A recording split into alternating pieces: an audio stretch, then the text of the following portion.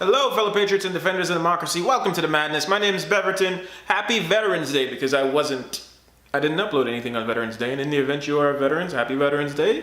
Here and abroad, we're one big family. Whether you're in the military in the States or wherever, we all have this odd notion of a brotherhood, because I've been on joint bases where everybody just seems to come together regardless of whatever it is. We have some form of camaraderie that mysteriously transcends a bunch of things, even cultural differences and language. Yeah, stranger things have happened. However, you're probably wondering why I'm inside. Well, it's colder than a polar bear's toenail outside, and I don't feel like being in it. So we're inside, and we're probably in a questionably lit area, so I apologize if this video doesn't come out as it should. What are we going to be doing today? Lexus GS 300. This is Stephanie. Stephanie is her name. She's been with me through many of things, but I've mildly introduced you guys to her before, but we have plans. We have big plans. Real big plans. But before we get into that, we need to take a brisk look around of what's going on, or why I'm even talking to you about Stephanie, so give me a second. The quick rundown of what you're looking at is a 1998 Lexus GS 300, which would be the second generation of this model. I would like to call it the first generation, and my car is particularly filthy because I drive it and don't wash it frequently. But like I said, we have plans for it going forward. This engine came with the 2JZ GE motor, which is 225 horsepower, and naturally aspirated. It's not the wonderful turbo model like everybody wants. So guess what we're going to do? This model also is called the Aristo in Japan, and the Aristo is a direct bolt-in for the 2JZ motor. Basically, that thing. So, when we're done with that thing, we might need to figure out if we want to put a 2JZ in this or LS. But that's for a conversation for another time. Why we're here today is because as Stephanie has brought me from coast to coast in the United States, from California to New York, and from New York to Florida and back, we're here to talk about wonderful New York drivers who do things like this. And this is just a casualty of being in New York, because if it's in one thing or the other, if it wasn't destroying something by driving by and slapping the hell out of your side view mirror, they'd probably just steal something that it's not bolted down with a hex bolt. So we're going to be taking this off today, and it's pretty much what we're going to be doing. Before we show you what's going on and what Stephanie brought to us. So once again, let's go get into that. Boom! You're probably wondering what in the world? So how did this happen? I hope you don't drive around like that. It's a very dirtbag move. But no, what I did was I got ahead of myself, and that's the result. So here we are. Today's wonderful adventure is brought to you by the tools we'll need. Clip remover, 10mm socket if you can find one, Phillips screwdriver. That's it. Nothing too crazy. To show you what's going on here, there's going to be 1, 2, 3, 4 screws at the bottom of this. There's going to be one more underneath here, and then you're going to need to remove the plastic clip here and take out Phillips screw here, and then there's going to be one inside of this that is also going to be here. Then in a moment we're going to go and remove these 10mm things, and you're going to unclip these. You should have unclipped this to pull it out, and there's going to be a tweeter up here that is hooked in by this little catch here on the back. Be careful with it. These are all aftermarket things for me, but these are the moments where you waste your money and you realize it was done. So let's get this out of the way. I can share a little story and give you some background information on when I tell you we've gone all over the place and done just about everything in this car. So, at one point, I got pulled over going 140 miles an hour in a 65, and I was in this car. The police officer was surprisingly in a good mood, because one, it was like 2 o'clock in the morning, and I think the only reason why I didn't go to jail was because it was that late at night. But he did give me a ticket. I definitely thought I'd be going to jail, but that didn't happen. He asked me what's up. We talked.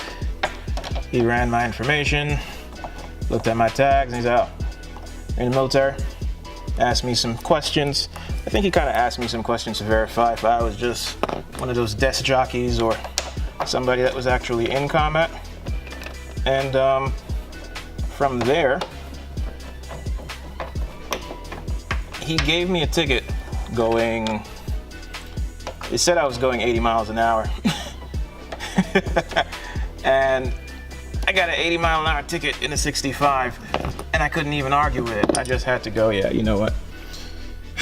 I'll take that. That'll definitely be what it is. And just to verify and to prove to you that I was going 85. It's my GPS. This is incorrect. I think it's been in here for at least 100, 140, 137,000 miles. So, yeah. Everything you do can be measured, tracked. But I don't think anybody's that dedicated. So, yeah. The time I got caught going 140 miles an hour, my GPS in my car can validate that. And no, this is not from out of another car. I bought this when I was going to drive from Idaho to Florida. Yep, told you this car was been all over the country. So yeah, let's get back to this. So now that we unscrewed the 10mm bolts, we are just going to, boom, take this out. And that'll be that. Something else you need to understand about some of these clips and things, because I guess I could have shown you everything that was going on beforehand. These clips and what have you have a lifetime. They're designed to only be serviceable for so many times after you've clipped them and unclipped them and all of that. So you need to be mindful when you're connecting and disconnecting connectors, because after a while they're just going to break. And that's just a design cue within any type of product to ensure that you have repeat business, so forth and so on. And that's that. Give me a moment. Let me get this thing mounted, because I can't install the other one while I hold. Yeah, give me a moment.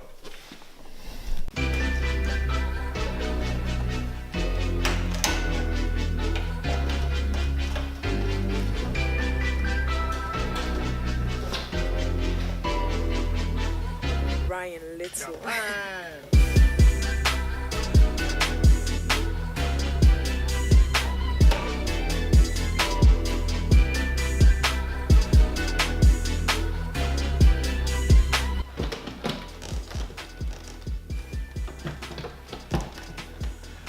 Everything in theory should clip back in like an old Lego playset.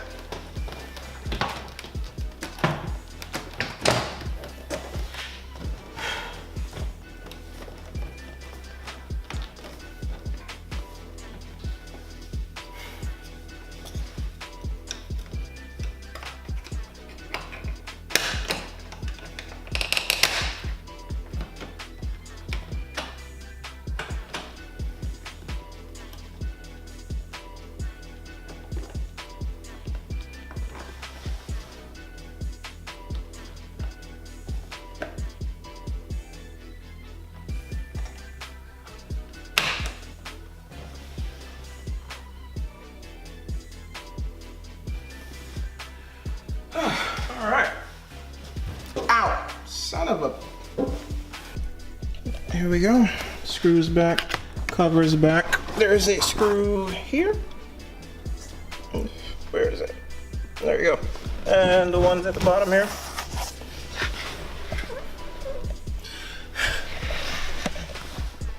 And there's one of them that I didn't put in, but I have the screw right here. I'll put that in a moment. So give us a second. Is this thing on? Yeah, no, it's on.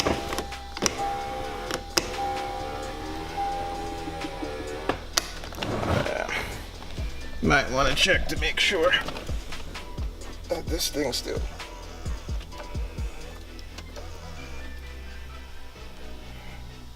And to be quite frank, we just saved ourselves about $400 of bringing it to the dealer and doing it over there. But yeah. So now that we got that done, let's take you to the trunk and show you the surprise we got in there. Remember, I'm always faking being military. They give those out. We have a little bit of redo, gentlemen. That's right, fellas. You know what this is for. You know what's going on. Yep. Boom. But until next time, peace.